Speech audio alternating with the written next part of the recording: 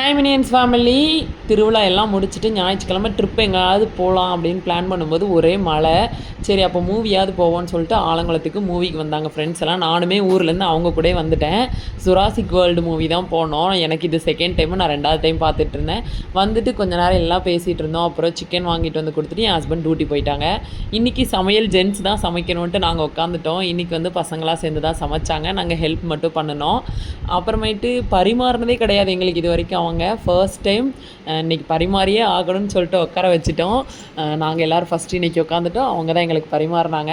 சாப்பிட்டுட்டு ரொம்ப நேரம் உட்காந்து நாங்கள் பாட்டுக்கு பேசிகிட்டே இருந்தோம். இன்றைக்கி காடை ஃப்ரையும் சிக்கன் குழம்பு அப்புறம் முட்டை சம்பல், இதை தான் இன்றைக்கி மெனு. சூப்பராக இருந்தது. என் ஹஸ்பண்டையும் விட்டு வைக்கல, அவரையும் பந்தி வைக்க உட்கார வச்சாச்சு.